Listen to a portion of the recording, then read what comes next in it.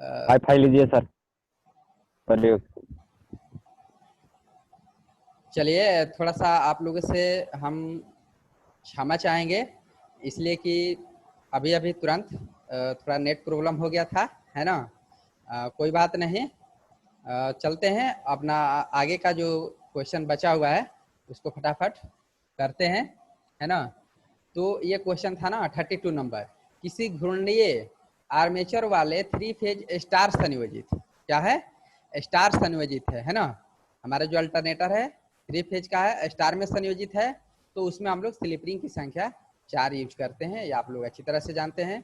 किंतु घूर्णीय आर्मेचर वाले 3 phase delta संयोजित, यानी कि अगर हमारा 3 फेज डेल्टा संयोजित अल्टरनेटर होगा तो उसमें स्लिप रिंग की संख्या कितना हम लोग यूज कर सकते हैं। तो अभी अभी हम लोग डिस्कस भी किए, तो ये हमारा 3 होगा, है ना। ठीक है, अगले सवाल की तरफ बढ़ते हैं। अगला हमारा जो सवाल है कि किसी प्रत्यावर्तक यानी कि अल्टरनेटर, है ना, क्या है, अल्टरनेटर, अल्टरनेटर के स्टेटर में क्या है, नहीं, किसी प्रत्यावर्तक के क्षेत्र को उत्तेजित करने के लिए, ठीक है, क्षेत्र को उत्तेजित करने के लिए, ये क्वेश्चन है हमारा, है ना, फील्ड को उत्तेजित करने के लिए प्रयुक्त उत्तेजक जो होता है, एक्साइटर जो होता है, वो क्या होता है। देखिए अभी अभी आप लोगों को मैंने बताया भी था, हमारा एक अल्टरनेटर है, उसको फील्ड को एक्साइट करने के लिए यानी कि उत्तेजित करने के लिए हम लोग जो उत्तेजक, उत्तेजक क्या बोलते हैं, एक्साइटर बोलते हैं ना, एक्साइटर बोलते हैं। तो वो हमारा क्या होता है, जैसा कि अभी अभी आप लोगों को बताए थे कि डीसी शंट जनरेटर हमारा होता है, एक्साइटर क्या होता है, डीसी शंट जनरेटर, है ना। तो फील्ड को उत्तेजित करने के लिए हम लोग जो है डीसी शंट जनरेटर का इस्तेमाल करते हैं, यानी कि एक्साइटर का इस्तेमाल करते हैं। एक लाइन में इस तरह से भी क्वेश्चन पूछता है कि एक्साइटर क्या होता है ना। तो एक्साइटर हमारा जो होता है एक डीसी शंट जनरेटर होता है। वोल्टेज रेटिंग ही इसका दे देता है, तो 100 वोल्ट से 250 वोल्ट इसको याद रखना है। चलिए बढ़ते हैं अगले सवाल की तरफ कि किसी प्रत्यावर्तक के स्टेटर में परतदार कोर प्रयोग करने का क्या उद्देश्य है। जैसा कि आप लोग जानते हैं कि हमारा जो अल्टरनेटर होता है उसके स्टेटर जो होता है उसमें हम लोग क्या करते हैं, लेमिनेशन करते हैं, है ना, लेमिनेट करते हैं। और लेमिनेट करने का हमारा एक ही उद्देश्य होता है कि भंवर धारा क्षति को घटाने के लिए, है ना, भंवर धारा क्षति को कम करने के लिए। ये सब छोटा क्वेश्चन है, आप लोग जानते होंगे अच्छी तरह से। चलिए बढ़ते हैं अगले सवाल की तरफ कि किसी प्रत्यावर्तक द्वारा उत्पन्न किए गए ईएमएफ बल की फ्रीक्वेंसी द्वारा व्यक्त किए गए पोलों की संख्या और एन किस पर निर्भर करती है। यानी कि हमारा जो फ्रीक्वेंसी के साथ ये किन किन पर निर्भर करता है, जैसे एन है, पोल की संख्या है, ठीक है। तो डायरेक्ट यहाँ से हम लोग जानते हैं कि हमारा जो फार्मूला होता है एफ बराबर पी एन बाई 120, है ना। एफ के लिए रिलेशन पूछ रहा है इधर, तो हम लोग डायरेक्ट यहाँ से निकाल सकते हैं एफ बराबर पी एन बाई 120, ठीक है। अगला जो सवाल है कि हमारा जो घूर्णीय आर्मेचर 3 फेज स्टार संयोजित अल्टरनेटर में हमारा स्लिप रिंग की जो संख्या होगी वो 4 होगी। आगे बढ़ते हैं, छोटा क्वेश्चन है, ठीक है। जब कोई चालक या कुंडली या कंडक्टर, ठीक है ना, चुंबकीय पुंज में लंबवत गति करता है, लंबवत मतलब 90 डिग्री पे, है ना, 90 डिग्री पर अगर स्पीड गति कर रहा है तो उस कंडीशन में हमारा जो ईएमएफ इंड्यूस होता है बाबू वो बहुत ज़्यादा होता है, मैक्सिमम 90 डिग्री पे, 90 डिग्री पे जब गति करता है, ठीक है ना, कोई हमारा चालक या कुंडली चुंबकीय पुंज के लंबवत, मैंने उस समय क्या होता है ना कि हमारा जो फ्लक्स होता है वो काफ़ी मतलब कट होता है, बनता है, तो उस समय हमारा जो इंड्यूस्ड ईएमएफ जो है वो मैक्सिमम होता है, अधिकतम। बढ़ते हैं अगले सवाल की तरफ। जल विद्युत जनित्र के क्षेत्र परिपथ को प्रदान की जाती है, तो आप लोग याद रखेंगे जल विद्युत जनित्र के क्षेत्र को, यानी कि हमारा जो फील्ड को जो देते हैं, फील्ड में जो देते हैं वो हमारा क्या चीज देते हैं, ठीक है, जनरेटर है, जनरेटर के फील्ड को एक्साइट करने के लिए उसमें हम लोग कौन सी सप्लाई देते हैं, ये हमारा क्वेश्चन कह रहा है। तो इसमें हम लोग, आप लोग अभी अभी पढ़े, हम लोग कौन सा सप्लाई देते हैं, डीसी, है ना, डीसी सप्लाई देते हैं। चलिए बढ़ते हैं अगले सवाल की तरफ क्वेश्चन छोटा है लेकिन बहुत ही इंपॉर्टेंट है। टर्बो अल्टरनेटर, टर्बो अल्टरनेटर हमारा जो होता है बाबू बहुत काफ़ी स्पीड के लिए इसका इस्तेमाल हम लोग करते हैं, और इसमें पुल की संख्या जो होती है सिर्फ और सिर्फ 2 होती है ना। कितनी होती है? 2। टर्बो अल्टरनेटर ये बहुत ही इंपॉर्टेंट है, इसमें पुल की जो संख्या होती है वो 2 होती है, और इसकी स्पीड जो होती है बहुत काफ़ी होती है, हाई स्पीड एकदम, है ना। बढ़ते हैं अगले सवाल की तरफ कि डीसी और एसी जनरेटर एक महत्वपूर्ण कार्य में समान है, यानी कि हमारे पास एक एसी जनरेटर है और एक डीसी जनरेटर है, तो दोनों में क्या समानता होगा? तो देखिए दोनों में जो हम लोग जो ईएमएफ जो जनरेट होता है ना, उत्पादित ईएमएफ, वो क्या होता है? एसी नेचर का होता है ना। किस नेचर का होता है? एसी नेचर का। ये दोनों में समानता है, दोनों के कार्य में यही समानता है कि इन दोनों में जो हमारा उत्पादित ईएमएफ जो होता है एक एसी नेचर का होता है ना। चलिए आगे बढ़ते हैं। पनबिजली, पनबिजली यानी हाइड्रो पावर जो होता है हमारा, ठीक है ना। पनबिजली पावर स्टेशन में किस प्रकार का अल्टरनेटर यूज किया जाता है? देखिए वहाँ पे बाबू हमारा जो स्पीड होता है ना, हाइड्रो पावर स्टेशन पे देखे होंगे आप लोग, अल्टरनेटर का जो स्पीड होता है वो उसका स्पीड कम होता है, ठीक है, ज़्यादा नहीं कम होता है, ठीक है। तो जाहिर सी बात है कि अगर कम स्पीड है तो उसके लिए हम लोग कौन सा रोटर का इस्तेमाल करेंगे, कौन सा अल्टरनेटर का यूज करेंगे? तो इसमें हमारा जो होता है सैलिएंट पोल टाइप, ठीक है ना, सैलिएंट पोल टाइप अल्टरनेटर।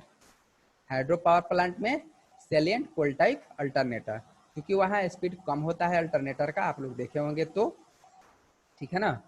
तो उसमें हम लोग जो इस्तेमाल करते हैं सैलिएंट पोल टाइप अल्टरनेटर। चलिए बढ़ते हैं अगले सवाल की तरफ कि पिच गुणक को निम्नलिखित के विद्युत वाहक बल के अनुपात के रूप में परिभाषित किया जाता है।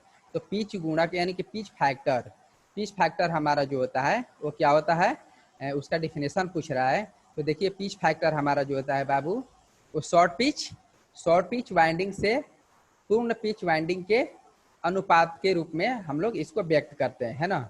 शॉर्ट पिच वाइंडिंग से पूर्ण पिच, शॉर्ट पिच से फुल पिच बोल सकते हैं, पूर्ण पिच को क्या बोलते हैं? Full pitch. तो शॉर्ट पिच वाइंडिंग से फुल पिच वाइंडिंग के अनुपात को हम लोग पिच फैक्टर के नाम से जानते हैं। चलिए बड़े आकार के अल्टरनेटर में डैम्पर प्रयोग करने का उद्देश्य क्या होता है? डैम्पर वाइंडिंग, जैसा कि आप लोग जानते हैं अच्छी तरह से, ये इसका कार्य क्या है? ये बैलेंस बनाता है ना। तो ये हमारा बड़ा आकार का अगर अल्टरनेटर है तो उसमें हम लोग डैम्पर वाइंडिंग का इस्तेमाल करते हैं, और डैम्पर वाइंडिंग का इस्तेमाल करने का एक ही उद्देश्य होता है कि जो होता क्या है ना कि जब लोड होता है, लोड जब उस पर कनेक्ट होता है तो अपना वो थोड़ा सा कंपन टाइप के करता है ना। तो उसके बैलेंस को बनाए रखने के लिए, स्थिरता बढ़ाने के लिए जो है, या स्थिरता बनाए रखने के लिए हम लोग क्या करते हैं, उसको उसमें डैम्पर वाइंडिंग का इस्तेमाल करते हैं, ठीक है। चलिए बढ़ते हैं अगले सवाल की तरफ। ये रिपीटेड क्वेश्चन है, थोड़ा इसको स्किप करते हैं। भारत में उत्पादित आवृत्ति है देखिए ये बिल्कुल गलत है, नहीं नहीं नहीं नहीं, ये सही है ना। मुझे लगा कि सालू कुमारी गलत की है, ठीक है ना। देखिए एक चीज और ध्यान देंगे, हाँ बिल्कुल सालू कुमारी गलत की है, सालू कुमारी इसको गलत की है। देखिए भारत में हमारा जो फ्रीक्वेंसी होता है वो 50 हर्ट्ज होता है, इन्होंने मारा है 60 हर्ट्ज, 60 हर्ट्ज। देखिए ये जो यूएसए वगैरह है ना, वहाँ पे ये 60 हर्ट्ज होता है ना। फॉरेन कंट्री जो है जैसे जापान हो गया, यूएसए हो गया, तो वहाँ पे जो हमारा फ्रीक्वेंसी होता है वो 60 हर्ट्ज होता है, यानी कि 60 हर्ट्ज, ठीक है ना। तो ये सब याद रखना है, थोड़ा थोड़ा आउट ऑफ नॉलेज भी, आउट ऑफ सिलेबस तो है, चूँकि आप लोग जाते हैं ना कॉम्पिटेटिव एग्जाम भी देने, तो उसमें ये सब क्वेश्चन जरूर पूछता है। चलिए तो आगे बढ़ते हैं कि एक अल्टरनेटर की गति 3600 आरपीएम से परिवर्तन करके 1800 आरपीएम कर दिया गया, तो प्रति फेज में उत्पन्न ईएमएफ क्या होगा? जाहिर सी बात है कि स्पीड हमारा जो है 3600 आरपीएम है, उसको क्या कर दिया गया? हाफ कर दिया गया, यानी 1800 पे ला दिए, तो उसमें जो हमारा ईएमएफ जो जनरेट होगा वो बिल्कुल हाफ हो जाएगा, यानी कि आधा हो जाएगा, ठीक है। सिंपल क्वेश्चन है। रोटर बार का स्क्यू यानी तिरछापन समाप्त कर देता है। Very very important question, very very important question है बाबू जी। देखिए हमारा जो अल्टरनेटर होता है उसमें जो रोटर रहता है ना, उसको देखिएगा ऊपर में वो थोड़ा सा तिरछापन टाइप के हम लोग उसमें स्लॉट जो है काटा हुआ रहता है, ठीक है ना। तिरछापन स्क्यूड, स्क्यूड बोलते हैं जिसको, है ना। तो वो करने का क्या रीजन है? तो सबसे बड़ा इसका जो इफेक्ट है ये करने का, कि इसमें जो स्पेस हार्मोनिक्स जो होता है ना, स्पेस हार्मोनिक्स के प्रभाव को, है ना, स्पेस हार्मोनिक्स के प्रभाव को ये खत्म करता है।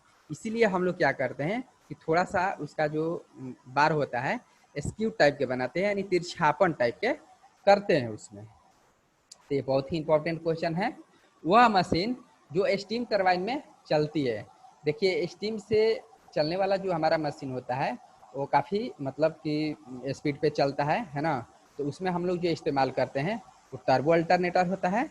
क्योंकि टर्बो अल्टरनेटर के आप लोग जानते हैं कि इसमें पोल की संख्या कम होती है, यानी कि 2 होती है। टर्बो अल्टरनेटर में पोल की संख्या 2 होती है। तो अगर हमारा पोल की संख्या कम है यानी कि 2 है तो इसकी स्पीड ज़्यादा होगा, है ना। तो स्टीम टरबाइन में हम लोग जो इस्तेमाल करते हैं वो टर्बो अल्टरनेटर होता है, वास्प वाला नहीं होगा, ठीक है ना। चलिए बढ़ते हैं अगले सवाल की तरफ।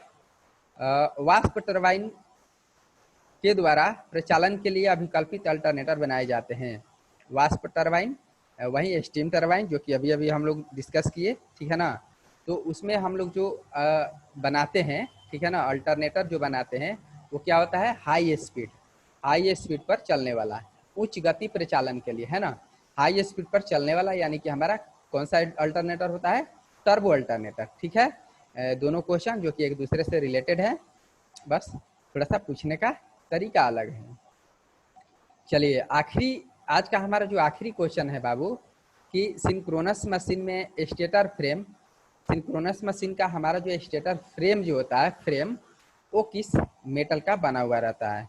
तो ये हमारा होता है ढलवा लोहा या वेल्डेड स्टील प्लेट्स। ये बिल्कुल सिंपल क्वेश्चन है, ठीक है। तो चलिए आते हैं हम लोग अपना जो भी डाउट्स है उसको क्लियर करते हैं फटाफट, है ना। चलिए तो क्वेश्चन राइज किया जाए, नहीं तो फिर हम तो छोड़ेंगे नहीं आज, है ना। क्योंकि पर डे देख रहे हैं कि सर आज और कोई टेस्ट नहीं होगा सर, नेट खत्म हो गया सर। अच्छा वो एक दो क्वेश्चन सब लोग पूछते हैं कोई कोई, लेकिन बाकी लोग कुछ नहीं पूछते हैं। तो चलिए यहाँ तक कोई 15 प्रॉब्लम नंबर है बता दीजिए। तो जाहिर किया जाए, क्वेश्चन नहीं तो फिर क्वेश्चन दिखाइए आगे सर। आगे हम पूछना स्टार्ट करेंगे। हाँ बोलिए, क्वेश्चन फिर से लाएं। सर जी 15 नंबर बता दीजिए सर। अच्छा ठीक है, एक नंबर कितना, 15 नंबर? Yes sir. ओके, तो फिर से हम क्वेश्चन लाते हैं, है ना। हाँ सर। कोई दिक्कत नहीं है। चलिए तो अच्छी तरह से क्लियर हो गया। हाँ, प्रॉब्लम ये है कि नहीं सर। इस टाइप के जो भी न्यूमेरिकल्स होगा ना, तो यहाँ पे लास्ट में हम आप लोगों को बोर्ड पे इसी तरह से बताते रहेंगे, ठीक है ना। तो अभी फिलहाल हम क्या करेंगे कि अगर आप लोग के पास और कोई डाउट्स है, नहीं तो फिर एक दो क्वेश्चन हम उन कुछ कुछ लोगों से पूछना चाहेंगे। जी सर पूछ लीजिए। चलिए तो चलिए मेरा ही क्वेश्चन स्टार्ट हो रहा है। सबसे पहले आते हैं हम, किसके पास पहुंचे, अखिलेश कुमार, मेरी आवाज को सुन रहे हैं आप?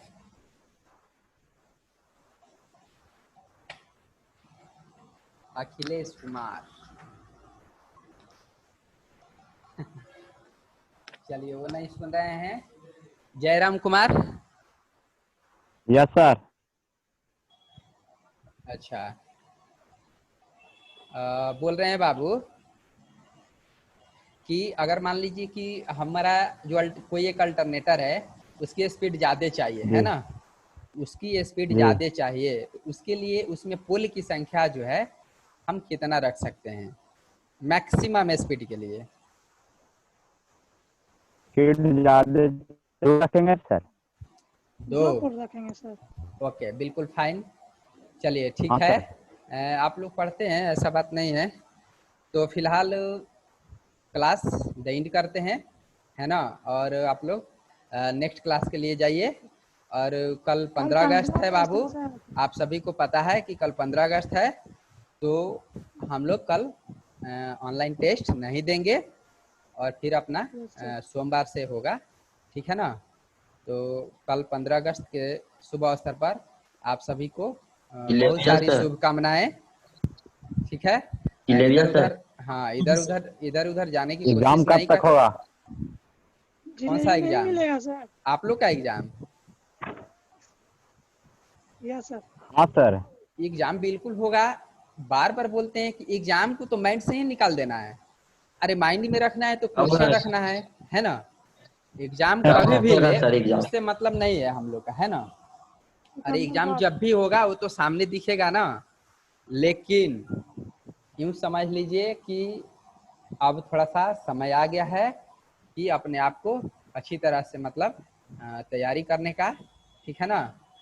तो आप लोग जो है उस बात पे माइंड को केंद्रित करें, ठीक है। अब एग्जाम कब होगा ये सब फालतू के टेंशन नहीं लेना है, बस जो काम है उसको निरंतर ईमानदारी से एकदम करते जाना है ना। चलिए तो फिलहाल यस। द एंड करते हैं। जिलेबी सर, कल वाला जिलेबी। जलेबी बिल्कुल, चलिए बाद में मिलेगा, कोई दिक्कत नहीं है। मिलेगा। हाँ मिलेगा। मिलेगा। इसे देखिए, आप लोग में से किसी को नहीं बुलाया गया है और नहीं बुलाया जाएगा, क्योंकि समय थोड़ा खराब है ना। हम लोग जितने भी यहाँ पे हैं बस ऑनलाइन से। हाँ उतना ही में हम लोग कर लेंगे। लेकिन मिठाई कोई बड़ी चीज नहीं है, जब ही हम लोग हाँ। ऑफलाइन में आएंगे सबको मिठाई खिला दिया जाएगा, और क्या है ना। चलिए ठीक है, तो द एंड करते हैं। ठीक धन्यवाद। ठीक सर। Yes sir.